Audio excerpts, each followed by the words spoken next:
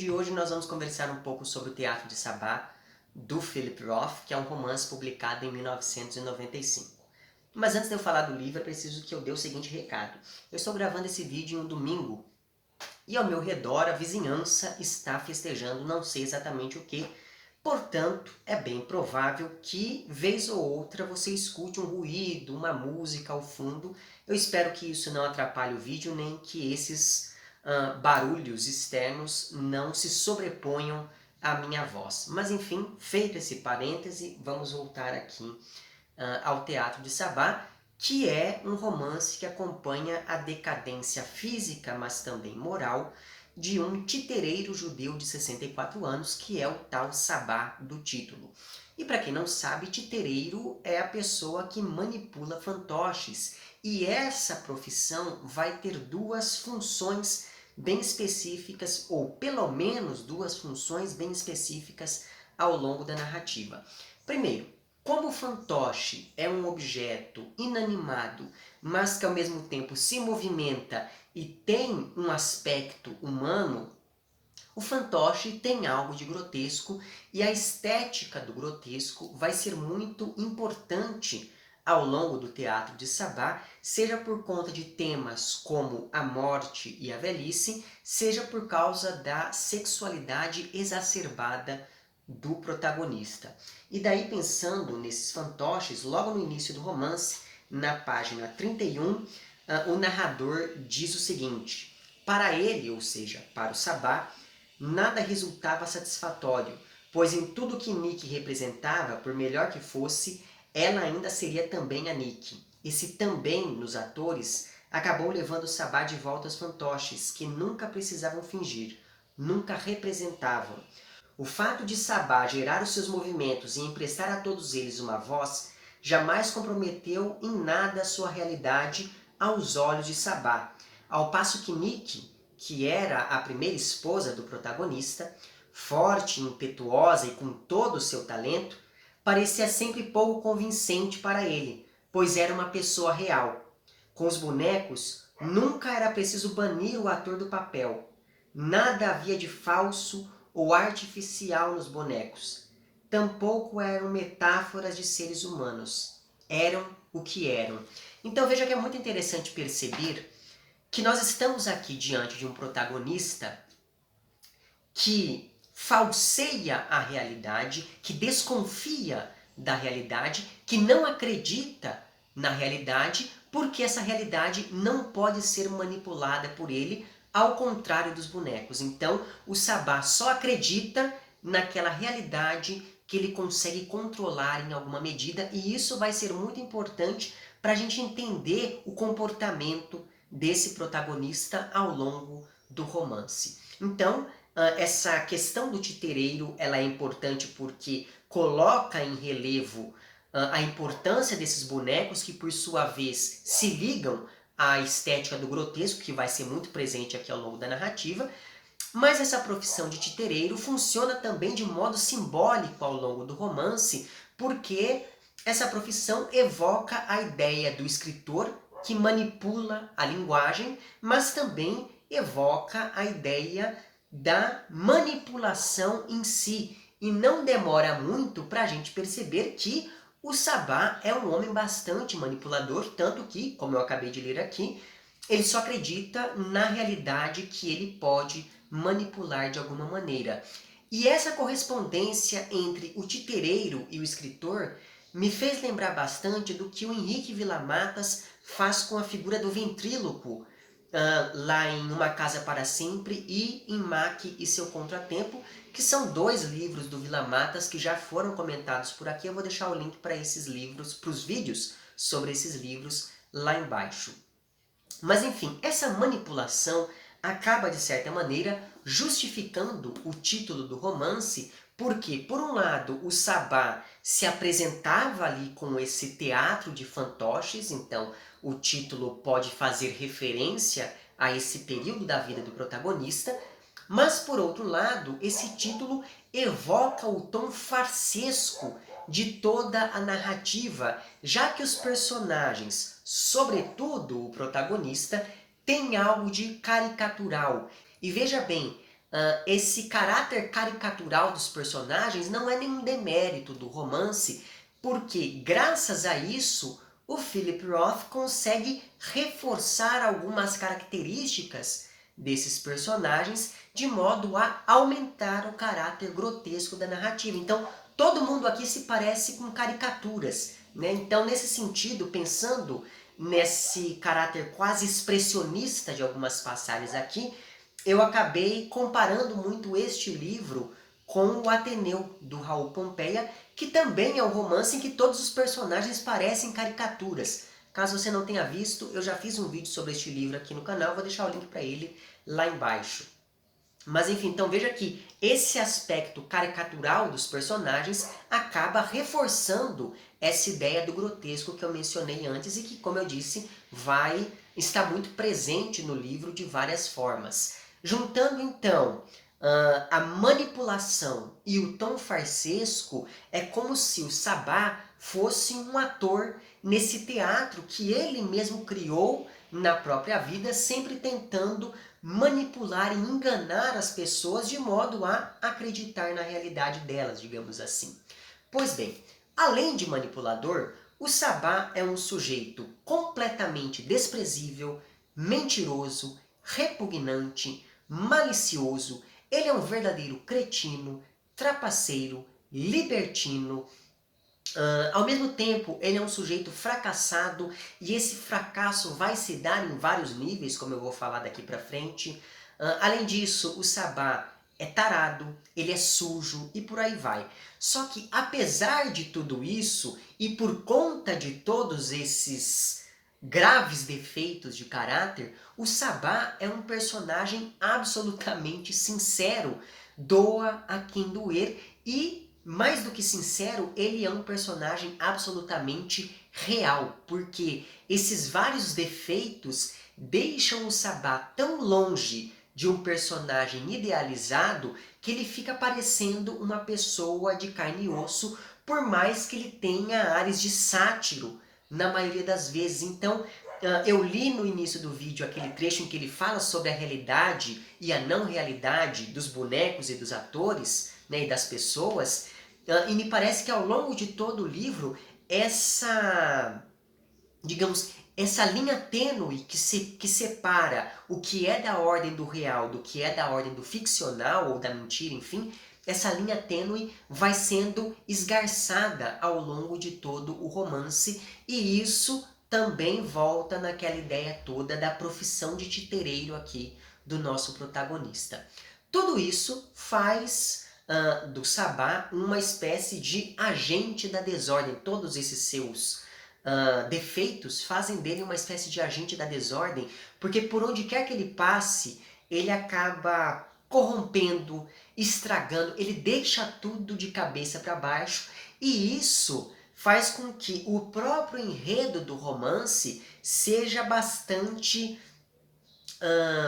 anárquico, já que nós não temos uma única linha narrativa, nós temos, na verdade, várias cenas que se sobrepõem, essas cenas dizem respeito a momentos específicos da vida do Sabá, e esses momentos nem sempre estão em uma ordem cronológica, e essas cenas elas se sobrepõem em um ritmo bastante vertiginoso, já que o narrador avança e recua no tempo a todo momento, de um jeito aparentemente aleatório. Então demora um pouco para você começar a perceber qual é a lógica que vai concatenando todas essas cenas na ordem em que elas aparecem.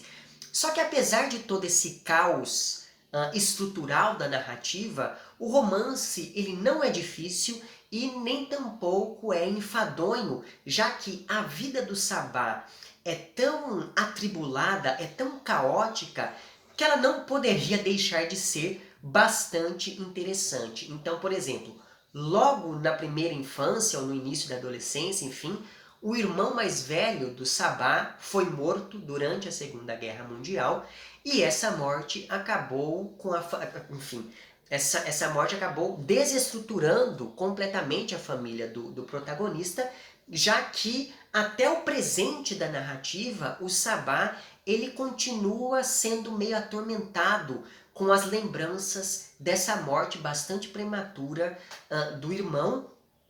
E a gente fica sabendo que, para além do Sabá carregar até a velhice esses resquícios do trauma da morte desse irmão, a gente fica sabendo que depois da morte desse rapaz, a mãe do Sabá foi gradativamente enlouquecendo e abandonando o filho que ficou vivo. Então, já de início, nós temos esse impulso em direção à morte sendo reforçado na vida do protagonista, já que o irmão do Sabá acaba virando quase um santo para a mãe, sendo venerado ali nesse ambiente familiar. E depois que essa mãe efetivamente morre, e eu digo efetivamente porque antes de morrer ela já se afastou tanto do Sabá que para ele era quase como se ela tivesse morrido junto com esse irmão.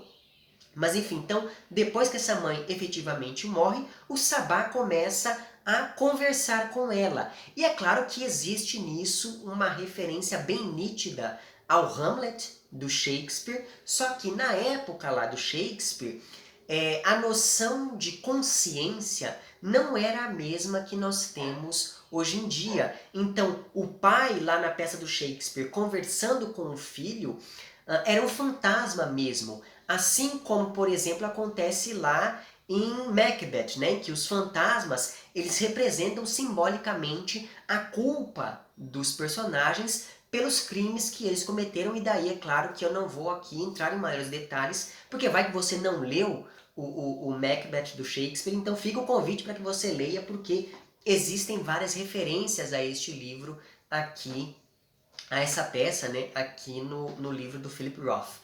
Mas enfim, o fato então é que esses diálogos que acontecem entre o Sabá e a mãe, que está morta já, eles se passam num plano psicológico do protagonista, e eles não só são interessantes por fazerem essa recuperação do texto do Shakespeare, mas também porque esses momentos são muito interessantes, muito engraçados. Por si só, você vê, por exemplo, o Sabá conversando com a mãe em pensamento ao mesmo tempo que está, sei lá, transando com a amante, sabe? Então, são situações bastante constrangedoras, e esse constrangimento acaba sendo muito curioso aqui ao longo de toda a narrativa.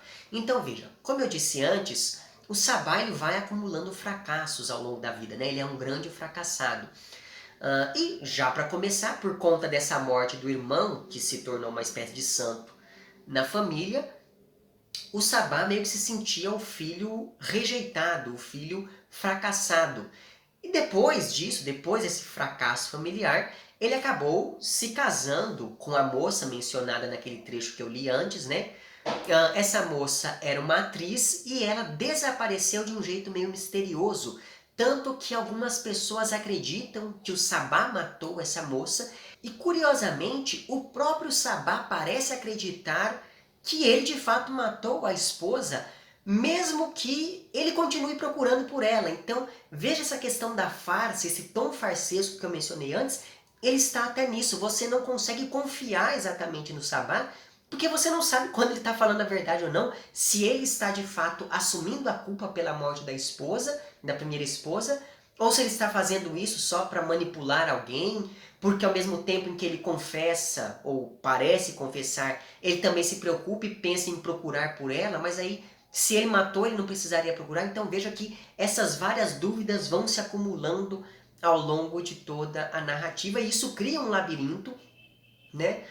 Que é muito interessante você ir, enfim, colhendo as pistas deixadas por esse protagonista. E ainda na juventude, o Sabá foi preso por atentado ao pudor durante uma apresentação do seu Teatro Indecente de Manhattan, que era lá o seu teatro de fantoches, que enfim, era o meio como ele sobrevivia.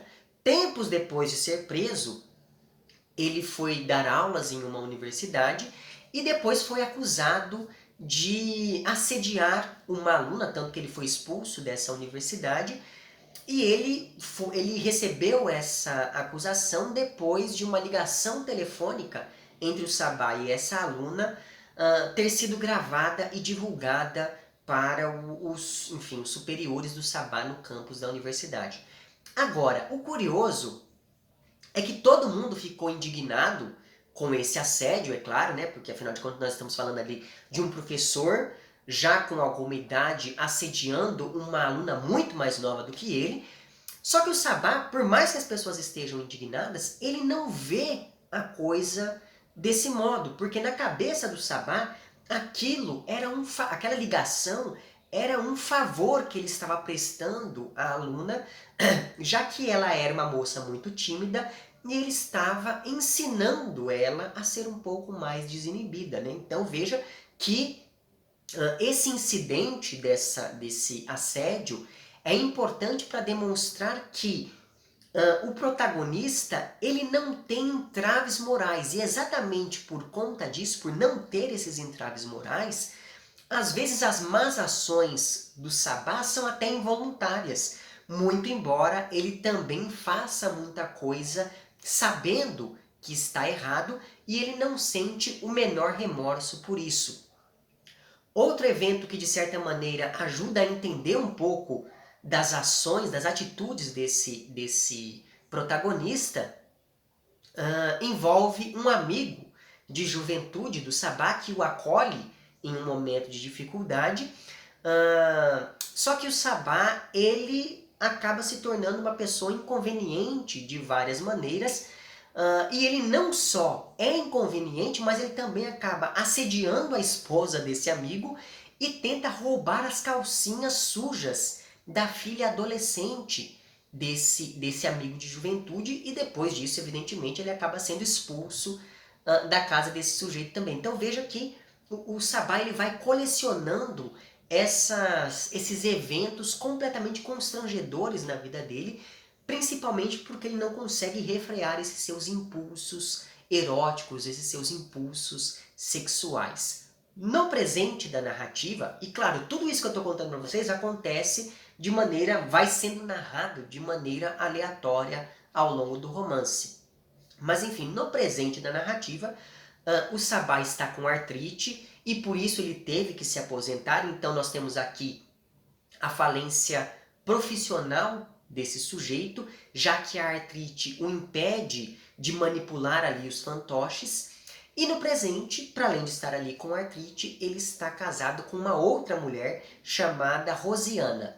Essa Rosiana é uma ex-alcoólatra ainda em processo de recuperação e não demora muito pelas conversas que acontecem ali entre esse casal, para a gente descobrir que esse casamento também já está ali nas últimas, uma vez que os dois já não se suportam mais. Eles estão juntos ali apenas por conveniência ou nem por conveniência, porque, enfim, o cotidiano dos dois acumula muito mais inconvenientes do que qualquer outra coisa. A única coisa boa na vida do Sabá no presente, né, porque o casamento está em crise, ele não consegue mais trabalhar por causa da artrite, a única coisa boa na vida do Sabá é o caso extraconjugal que ele tem já há mais de 10 anos com uma croata ninfomaníaca que também é casada e que se chama Drenka Balic. Na verdade, o livro já começa com a Drenka impondo um ultimato ao Sabá. Ele não deveria se relacionar com nenhuma outra mulher. Caso contrário, o relacionamento entre Sabá e Drenka estaria acabado, ela colocaria ali um ponto final no caso que os dois sustentam aí há mais de 10 anos, se não me engano há 13 anos. Só que o curioso é que a própria Drenka se relaciona com vários outros homens e ela fez isso, ela acabou impondo esse ultimato ao Sabá para que ele imponha as mesmas condições a ela. Então, ela quer que o Sabá sinta ciúme dela, assim como ela, teoricamente, sente ciúme dele, porque assim vai existir uma espécie de cumplicidade maior entre ambos. Só que esse tipo de atitude castradora vai contra a filosofia de vida do Sabá, que, como eu disse antes, é um libertino de marca maior. Igualmente curioso é o fato de que o Sabá, é claro, ele fica bastante ofendido com essa imposição da Drenka, só que é engraçado porque ele só se relaciona com ela no fim das contas. Então veja, ele não sai com outras porque ele não quer sair com outras, e não porque ele não pode fazer isso.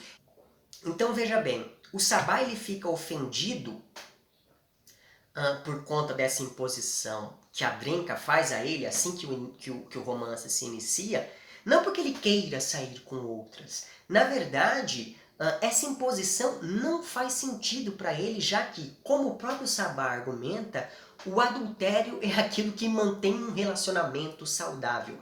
Ele e Drenka só são felizes nesse caso que tem porque eles se relacionam com outras pessoas. Só que, ao mesmo tempo, as poucas moças com quem o Sabá se relaciona, com quem o Sabá transa, também transam com a Drenka. Então, é muito curioso perceber como a vida sexual do Sabá, que sempre foi um homem muito liberado, a vida sexual dele no presente se resume a Drenka, porque ele não transa mais com a esposa, ele não transa mais com outras moças, as únicas moças com quem ele transa, na verdade ele só transa com elas porque elas estão transando com a Drenka, e daí ele participa ali desses menagens. E falando honestamente, a gente não demora muito para perceber que no presente o Sabá se satisfaz muito mais escutando a Drenka contando ali as suas aventuras do que transando ele mesmo. Então aqui nós já temos a sombra de um outro fracasso pairando sobre os ombros do protagonista, porque um dos temas centrais deste livro vai ser não apenas a velhice, mas a sexualidade na velhice. E no caso do Sabá, esse é um campo, na verdade esse é o único campo em que ele se dá bem realmente. Mas agora, estando ali com seus 64, quase 65 anos, o medo da impotência já começou a aparecer em alguns momentos da vida dele, e por conta disso ele prefere se manter ali reservado e apenas escutar as aventuras da Drenka, que é, se não me engano, 15 anos mais nova do que ele. Então veja, se ele se satisfaz ouvindo a Drenka contando as aventuras sexuais que ela tem com outros homens, ele não poderia pedir a ela para que ela parasse de ter um caso ou de ter casos com outras pessoas. E é por isso que ele incentiva tanto a liberdade sexual dela e fica tão indignado com a imposição que ele recebe, porque essa imposição enfim, tiraria a liberdade dele, mesmo que ele não usufrua dessa liberdade de fato, e porque essa imposição acabaria tirando o prazer que ele tem em escutar aquilo que a Drenka tem para contar. Então, o Sabá, lembra que no início do vídeo eu falei para vocês que uma das questões aqui do titereiro era que essa profissão aparecia aqui como uma metáfora do próprio escritor. Então, o Sabá ele gosta muito de contar histórias e de ouvir histórias também. Então esse prazer erótico da narrativa, do ato de narrar ou de receber uma narrativa, vai ser um tema bastante interessante que vai se desenrolar aqui também ao longo deste livro. E é como se, ao impor essa condição à Drenka de volta, ele estivesse acabando com o próprio prazer que ele tem em entrar em contato com essas outras narrativas. O problema é que logo nas primeiras 100 páginas do romance, a Drenka descobre que ela está com um câncer e ela morre pouco tempo depois. O câncer ele é tão grave e ele se espalha tão rápido que o tratamento, não dá tempo sequer de começar o tratamento e a Drenka já morre. Diante disso, diante dessa morte, o Sabá fica cada vez mais sombrio conforme pensa obsessivamente na velhice e na morte dos outros, porque afinal de contas quase todas as pessoas da vida dele morreram, né? O irmão, a mãe, a primeira esposa, agora a amante. Mas ele também pensa muito na morte dele próprio.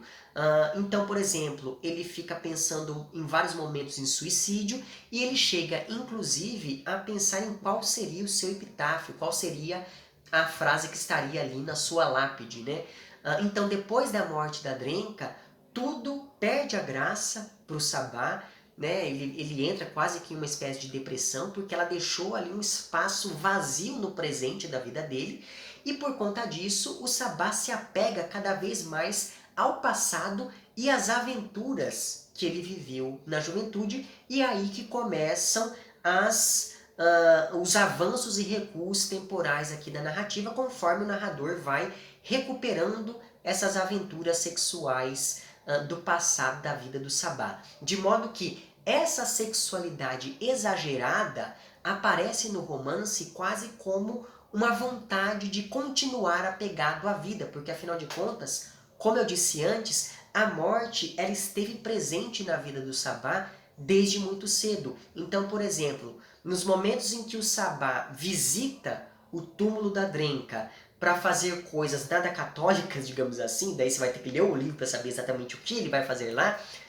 mas enfim, então, por exemplo, nesses momentos, o autor deixa claro que o sexo funciona aqui nessa narrativa como esse elemento que se opõe à morte. Mas esse é um sexo que, exatamente por desempenhar essa função, é um sexo muito triste, meio melancólico, já que o Sabá está, como eu já disse, deprimido e se sente muito solitário depois da morte da Drenka, que na verdade era o seu grande amor.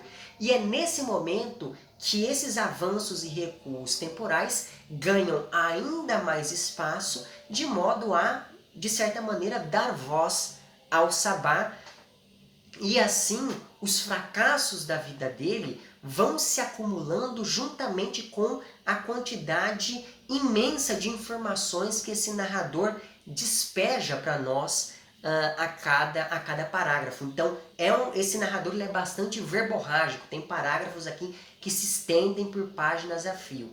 E uma vez sozinho, o protagonista sente que a sua vida está acabando, ele sente que o mundo está desmoronando ao seu redor e que as coisas foram aos poucos perdendo sentido. E é claro que com isso ele nos arrasta para essa espiral de luto, de sexo, de loucura, conforme ele pensa cada vez mais sobre a morte. E assim, por mais que o livro tenha muito sexo, isso está apenas na superfície, porque o Philip Roth consegue discutir várias outras coisas entre essas cenas mais pornográficas. Com isso, duas características do Sabá acabam ganhando ainda mais relevo, ainda mais destaque.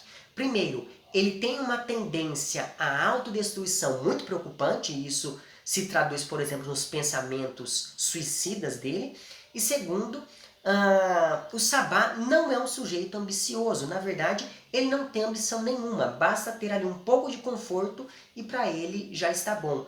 E por isso mesmo, o Sabá ele não espera mais nada da vida, principalmente agora que o sexo perdeu o sentido, uma vez que a Drenka não está mais ali com ele. E isso me fez pensar que esse romance aqui ele foi publicado em 1995. Então nós estamos falando de um romance que foi publicado no fim do século XX e que fala de um homem no fim da vida. Então é como se todo esse sexo aqui fosse também um meio de mascarar a decadência desse sujeito ocidental que, no fim das contas, se sente incapaz de se adaptar e de aceitar as mudanças que viriam com o início de um novo século. Esse sujeito que ainda tem traumas lá da Segunda Guerra e não consegue lidar com eles no presente. E é por isso que o Sabá acaba assumindo esse lugar de um sujeito abjeto que tenta o tempo todo manipular as pessoas como se elas fossem ali os fantoches do seu teatro. E é por isso também que, apesar de ser desprezível e de ser inconveniente, e etc, etc, etc, o Sabá não deixa de ser um personagem interessante por ter lábia, por ser malandro, por saber o momento certo de falar as coisas, por falar aquilo que as pessoas querem ouvir, na maioria das vezes.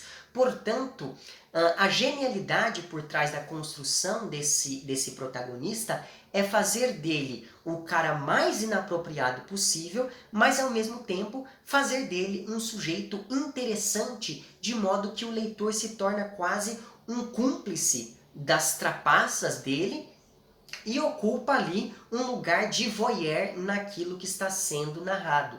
Nesse sentido, o livro, esse romance, ele fica no limite do incômodo, mas de modo a prender a nossa atenção. Então, é algo que nos incomoda e que nos atrai ao mesmo tempo. E isso aumenta ainda mais o desconforto causado pelas ações do Sabá, porque o que faz dele esse personagem tão interessante é que ele é um sujeito repugnante, mas, enfim, é de uma repugnância atrativa. E a narrativa nos arrasta para essa espiral meio amalucada, por conta desses impulsos desenfreados do protagonista, e a gente acaba indo no embalo ali, mesmo sabendo que o Sabá não vale nada. Então, fica aqui esse alerta um pouco tardio no fim das contas, né? Então, se você é uma pessoa que tem certas reservas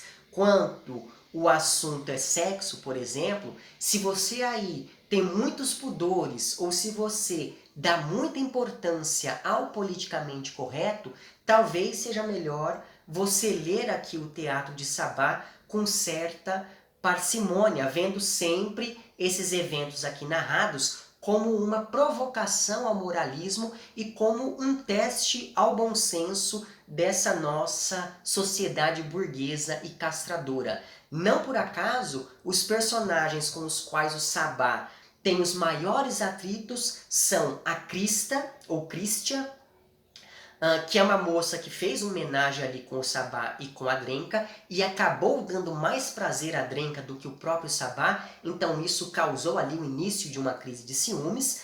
E o segundo desafeto do Sabá é o Matthew, que é o filho da Drenka, que é um policial que faz ali a ronda noturna, de modo que a Drenka vive preocupada com ele, e isso também causa ali mais um ruído na relação entre ela e o Sabá. Então perceba que os nomes Matthew e Krista, ou Christian, enfim, não me lembro mais, esses dois nomes eles evocam todo um imaginário cristão que sustenta a moralidade burguesa contra a qual o Sabá vai acabar se colocando aqui em vários momentos ao longo da narrativa. Em suma, por mais que o sexo apareça aqui bastante ao longo dessa narrativa, o Philip Roth ele sabe usar a sexualidade, que não aparece aqui como algo erótico, mas sim como algo pornográfico, graças àquele exagero grotesco. E eu já fiz um vídeo no ano passado, eu vou deixar o link para esse vídeo lá embaixo, falando um pouquinho sobre essa diferença entre o erótico e o pornográfico. Mas enfim, então o Philip Roth consegue usar a sexualidade aqui de modo a elaborar uma reflexão muito interessante sobre a morte e sobre como ter consciência da morte pode afetar a nossa vida. E daí sobre isso, eu gostaria de terminar esse vídeo lendo o trecho final do romance, não se preocupem porque não vai ser spoiler. E nesse trecho final, o Sabá se define de um jeito muito interessante e reflete sobre o que dá sentido à vida no final das contas. Então ele diz o seguinte: estou livre, eu me deleitei com todas as aberrações muitas e muitas vezes, e continuo aqui livre. Sou um demônio violador de sepulturas, um demônio. Depois de ter provocado todo esse sofrimento, o demônio ainda sai livre de tudo. Matthew! Mas o carro patrulha já tinha partido, deixando o Sabá enterrado até as canelas no pudim de lama de primavera, cego e tragado pela indiferente floresta nativa, pelas árvores que faziam chover e pelas rochas lavadas pela chuva, e sem ninguém para matar senão a si mesmo. E Sabá não podia fazer isso. Não podia morrer porra nenhuma. Como é que ia deixar tudo isso para trás? Como é que podia ir embora? Tudo o que ele odiava estava aqui. Então, até quando as coisas não têm sentido, às vezes a gente tem que ser movido pela força do ódio. E exatamente por conta disso fica aqui a minha recomendação do Teatro de Sabá, novamente com esse alerta para as pessoas um pouco mais recatadas, digamos assim, que pode ser que algumas cenas sejam desconfortáveis, mas ainda assim vale a pena passar por elas, por conta das várias reflexões aqui colocadas, certo? É isso então. Se você gostou do vídeo, curta, compartilha, etc e tal. E se você quiser e puder, considere apoiar este meu trabalho aqui. Eu vou deixar lá embaixo o link para o meu perfil no Apoia-se. E daí nesse link você tem acesso não apenas aos planos de apoio, mas também às recompensas correspondentes a cada um desses planos. É isso então. Vemo-nos nos próximos vídeos e um amplexo.